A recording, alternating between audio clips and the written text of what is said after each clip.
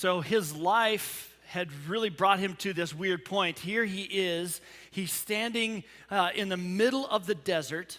He's trying to figure out how he had come to this place. He is seeing something that he's never, ever seen before. And it doesn't make sense.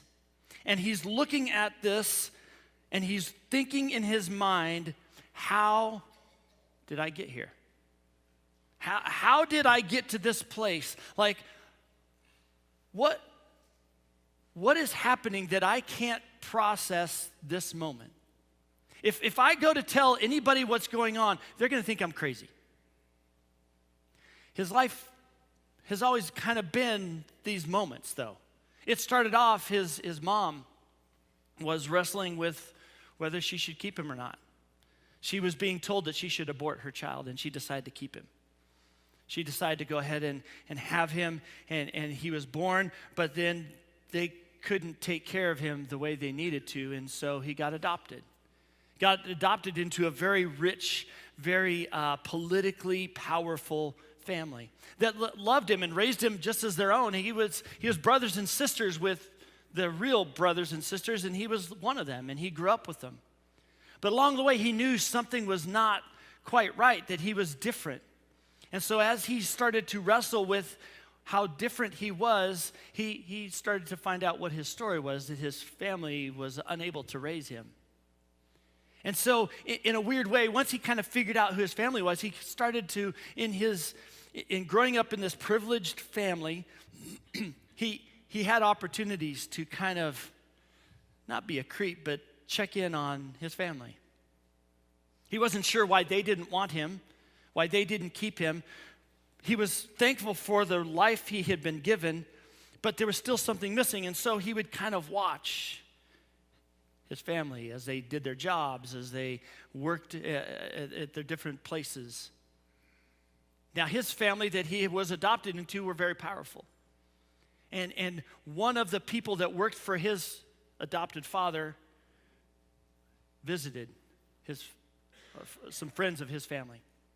And so as he's kind of watching this situation, he sees this person that worked for his stepfather, adopted father, is now abusing somebody that's a friend of his family.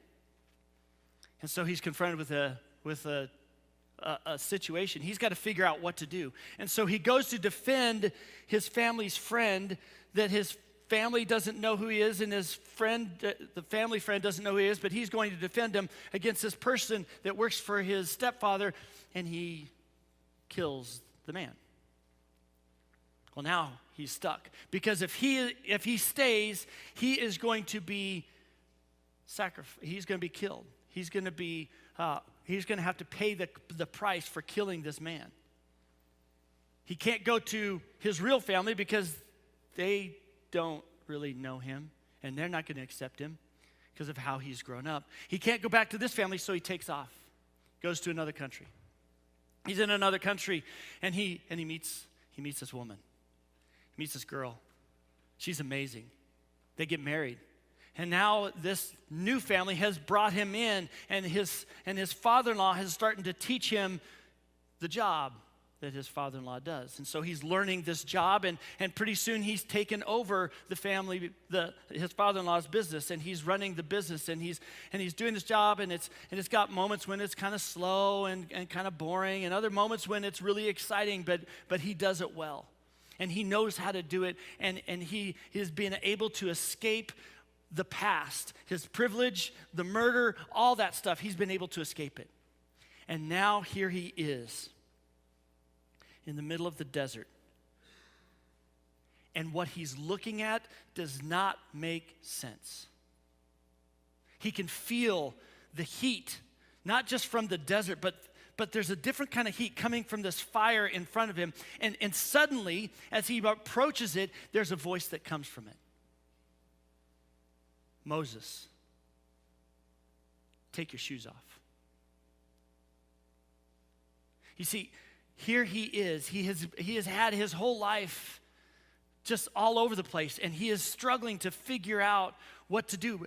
And as he's out in the desert, all of a sudden this thing is on fire, and he knows fire, and he's got to go put it out, but now it's not burning up, and now there's a voice coming from it. How is he going to tell anyone what's happening? He's got to be crazy. And this voice tells him to take his shoes off. This voice reaches into his bones, into his soul. It shakes him. It causes his knees to buckle and his legs begin to shake. He wants to drop to the ground, but everything in him, he knows that if he goes to the ground, he is defenseless. And so he takes everything he can to stay standing. But he obeys the voice and he takes his shoes off. And it's in this moment that he hears this being say, I want you to do something. I want you to go back to your family and take them out of where they're at to a land that I've promised them. And Moses, looking at this fire, trying to figure this all out, goes, well, who do I say sent me? I cannot go to these people and say, a burning bush told me to do this. I'm going to be crazy.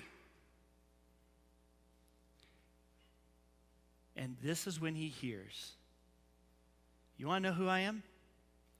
I am. It's an incredible story. When you think about the story of Moses, we begin to see how so much of his life was leading up to this point. And at this point, he hears the very first hint into the name of God that we talked about just a few weeks ago, Yahweh. The word Yahweh doesn't show up until Exodus chapter 6. This is found in Exodus chapter 3. The name Yahweh, just kind of a recap, if you haven't gone back and watched it or you weren't here, I'd encourage you to go back and listen to that and then listen to the following two messages because they all tie together and you'll see that here in a second. But the very first week we talked about the word Yahweh, that it's a very breathy word. It's basically the sound that we make when we inhale and exhale, when we exhale and inhale. The very first breath that you take as a baby is the actual name of God. It's the first time in all of the Bible that we hear and that we see the only name of God. Everything else, every other name, every other description we get of God is referring to his character. It's unpacking what Yahweh truly means. And in many ways, the name of God is in our very breath. It's the breath that we take when we're first born. It's the breath that we are taking right now. We are speaking the name of God just in existing. You see, his name is multi-layered. It's got all these levels of character. And so when we hear, as Brent shared with us, the God of peace, that's not, he's not God, and his name isn't peace, but his name is peace because he is the God of peace and he brings us peace in the middle of the chaos. Just like when you're in the middle of chaos and you're feeling crazy and overwhelmed, you just want to take a breath. Because something about just taking a breath brings us peace. It's the name. He is ancient of days. As TK talked about, it's this name that exists forever and will forever exist. But that's not his name, but it is his name because his name is forever. As long as we exist, as long as we are breathing his name. Yahweh. You see, as Americans, as a Western thought, we look at names as titles. Let me give you an example. When you see this name, King David, what do we think of? We think of a man who is a king named David, right? That's the way that we think of these things. We think of it as a guy named David who is this king. But in the Eastern thought, in fact, in the biblical Hebrew thought, it's very different. It is the word king literally means one who rules. David literally means one who loves. And so if you were growing up in Bible times and you were thinking and you heard anybody's name, you would have thought it's not just their title, it's who they are. It's their character, or the character that there is a hope that they would become. And so if you saw the word King David, you would see it this way. You would see the one who rules is the one who loves. You see, when we begin to look at things from a biblical perspective, especially names, all of a sudden, when we read in the Bible that David was a man after God's own heart, you mean the guy who killed somebody and committed adultery, that is after God's own heart? How does that work? It's because that is the character that God hoped, that God wanted, not just from David, but also wants us to know from him. You see, even the names of people in the Bible are talking about God and revealing, some of those names are revealing character traits about God. When it's King David, it's the nature of who God is. He is the one who rules because he's the one who loves. You see, when we look at the names in the Bible, especially when it comes to the names of God, we have to understand that each of these names show us an attribute of God, help us understand who God is. And at the same time, as they help us understand who God is, it will help us understand who we are. And so here we go.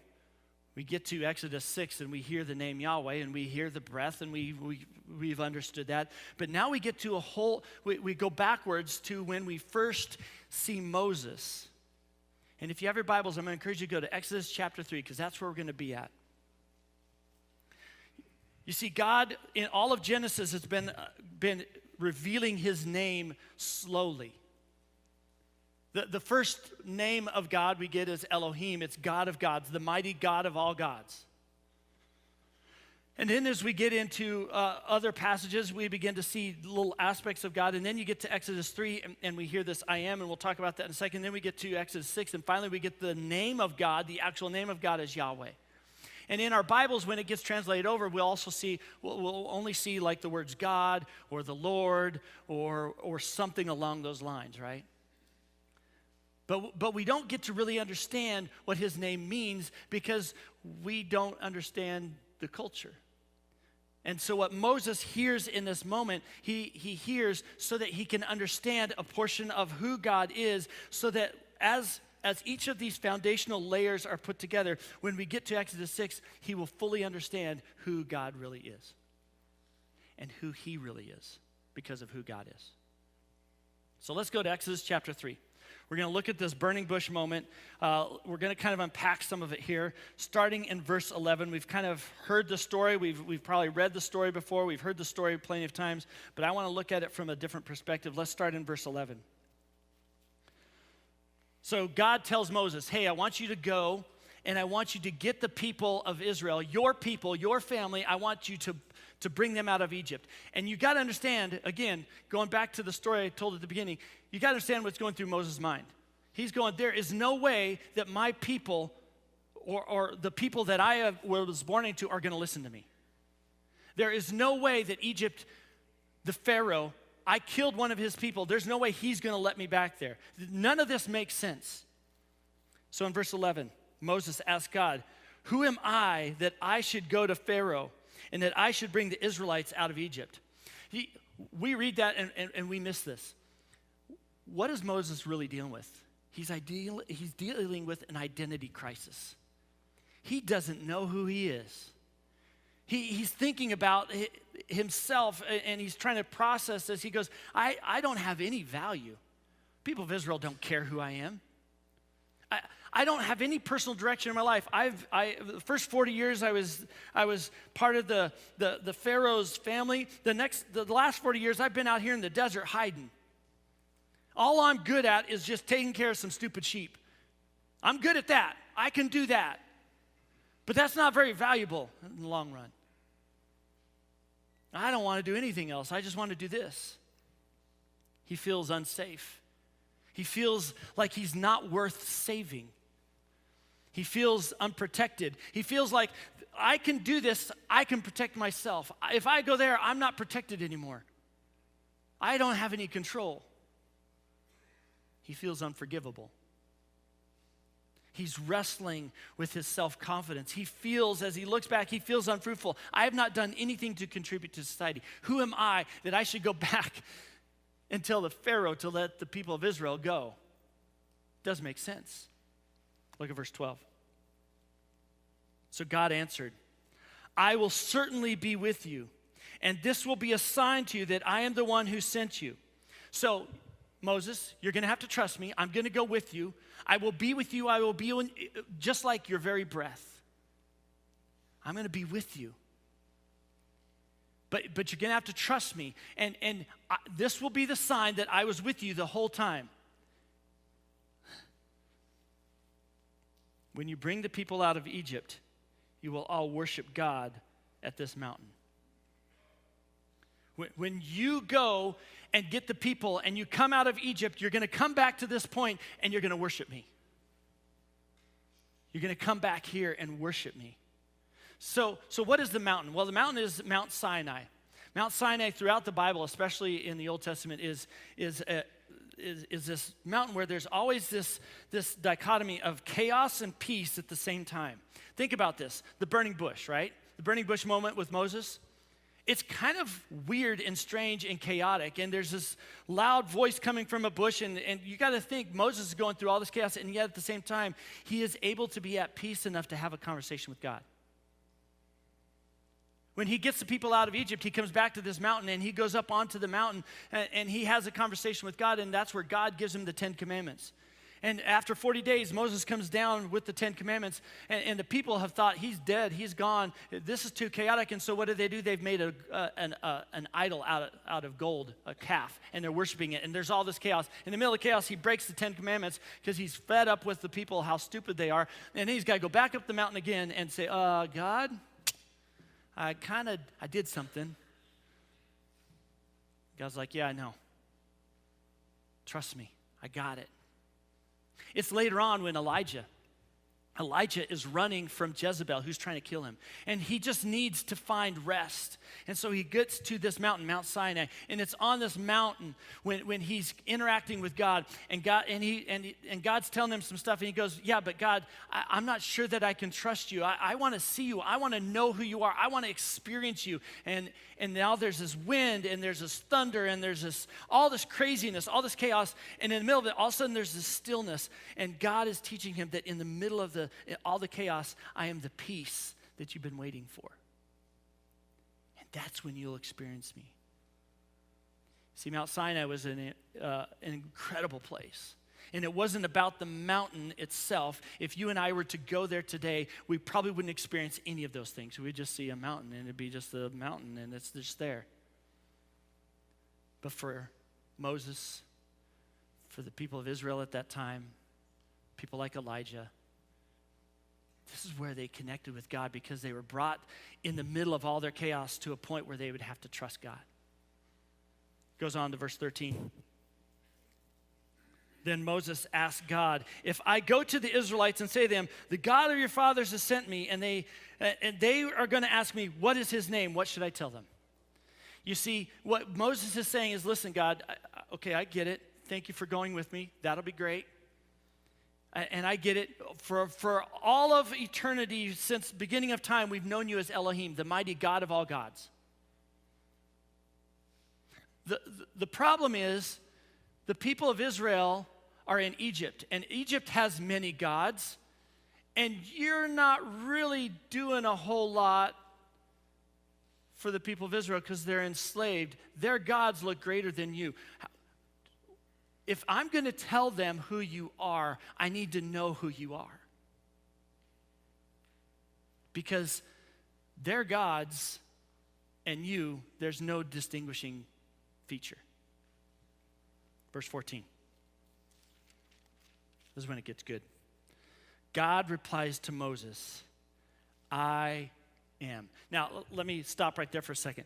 In the original Hebrew, in the writing, it doesn't say, I am who I am. That is for us. As English, for God to just say, I am, it doesn't explain enough. And so the translators had to add in that phrase, who I am, because one, they like Dr. Seuss, and two, they wanted us to understand what God was saying. And so really, it is God just saying, I am. That's it. It's a phrase that is so powerful. It's aggressive. The word, in fact, it's one word in Hebrew. And the word is so intense, it would have shaken Moses to his core. It's a word that is very breathy, very aggressive. It's a word that if you've ever kind of been around or watched some martial arts stuff, it's the same kind of word that when you punch somebody, it takes their breath away. Just the word can take their breath away. And this is the moment Moses is feeling it. His very breath leaves his body, and he's trying to catch it. It's the word hayah. Okay, turn to somebody next to you and say hayah. Yeah, it's not that way. It's not hayah, hi, yeah. No, it is aggressive. It is deep. It comes from inside, from the bottom of your lungs. It takes every breath to say it. It's one of those words. In the Hebrew understanding, your breath is not something you can see, but you need it to exist. And what God is telling Moses is that while you can't see me, you need me to exist, and I'm in your very breath. And I will take your breath away any moment that I want, and I will give it to you any moment that I want. And when Moses hears this name, it's like he's getting punched and hugged at the same time. It's interesting. This word, hayah, is almost the opposite of Yahweh. You see, Yahweh, it starts with us breathing in.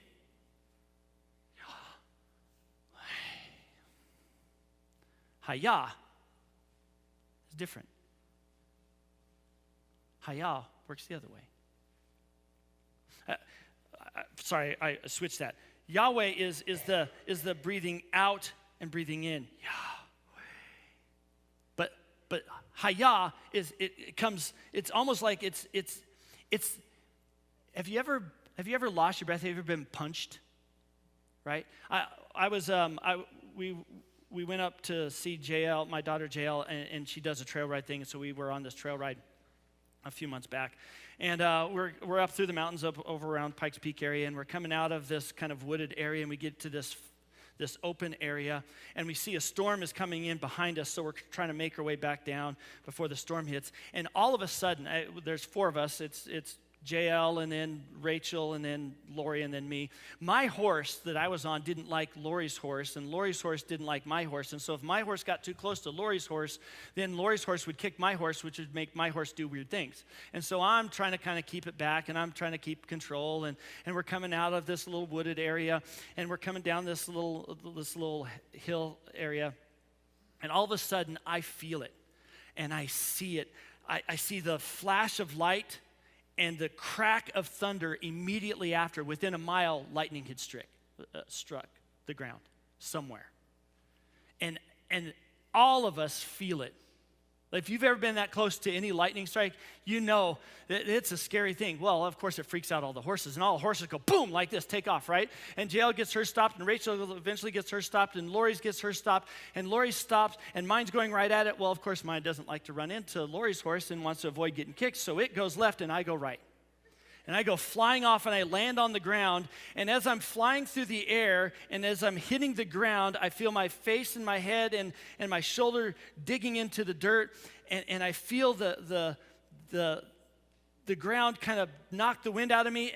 But I also feel Lori's horse's leg right next to me, and I'm just waiting for it to step on me and crush ribs and everything else. And I'm laying there, and every ounce of me is trying to catch my breath. And I can't catch it because in a split second, I'm thinking, okay, how many ribs are broke? Did I break my collarbone? Have I broken? Is my face all messed up? I'm thinking of all these 101 things. And in the middle of that, I'm in the chaos of trying to catch my breath. And Lori's saying, are you okay? And JL's saying, are you okay? And Rachel's up laughing or something. I don't know what she was doing. And so I'm laying there, And every ounce of me wants to say, I'm okay, but I can't because I can't catch my breath.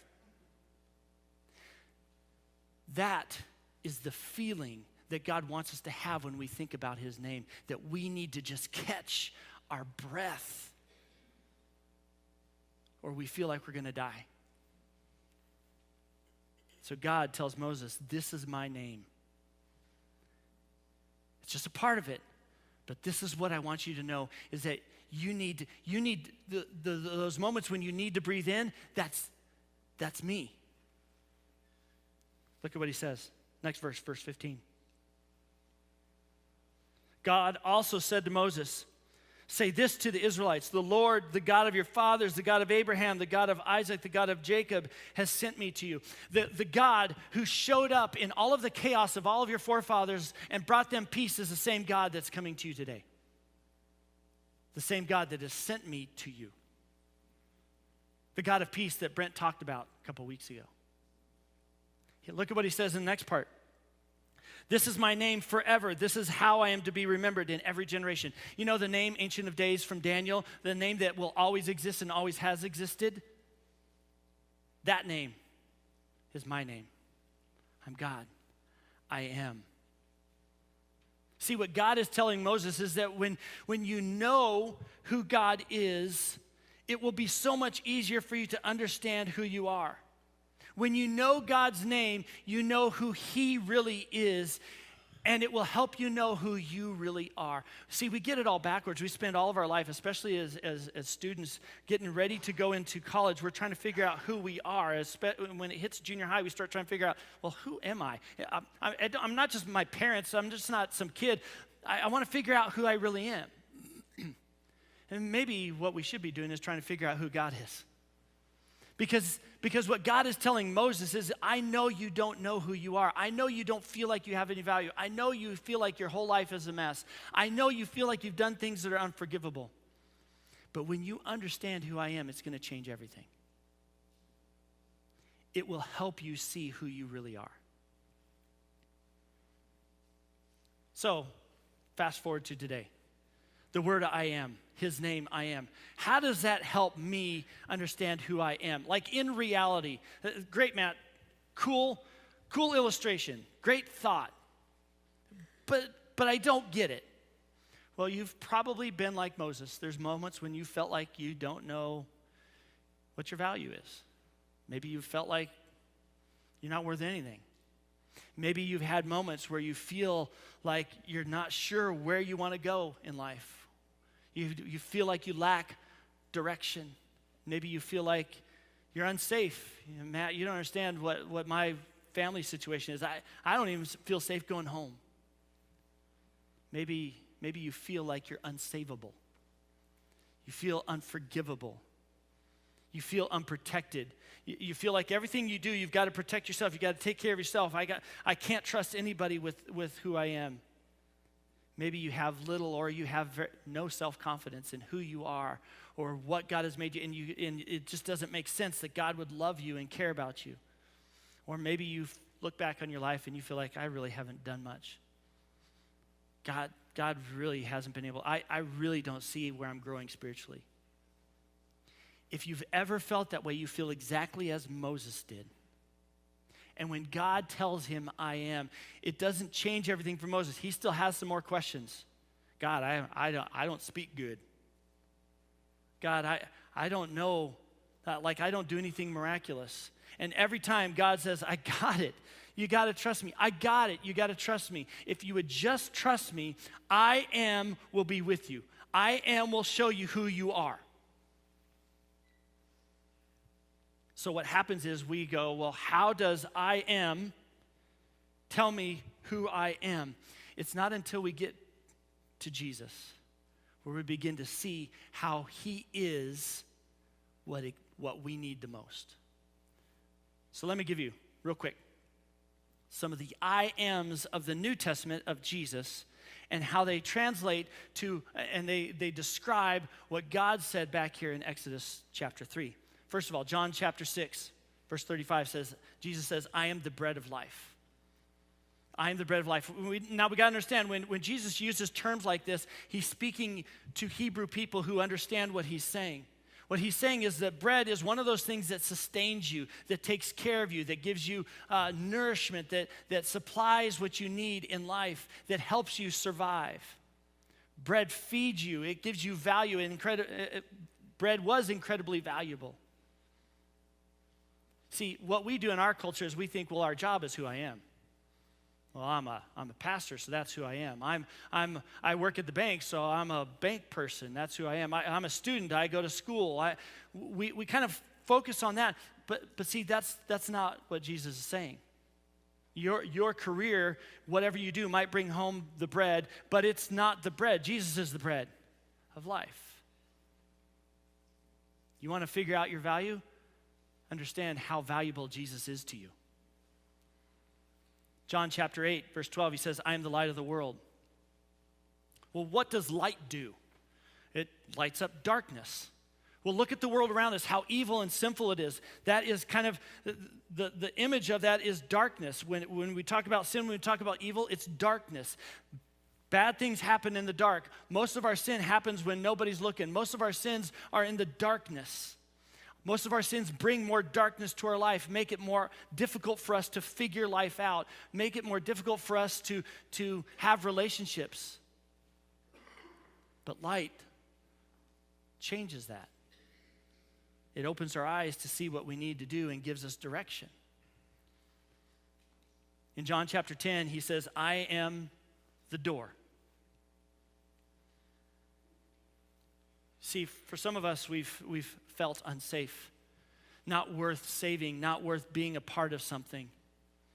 But when somebody opens their door and welcomes you in, it's different.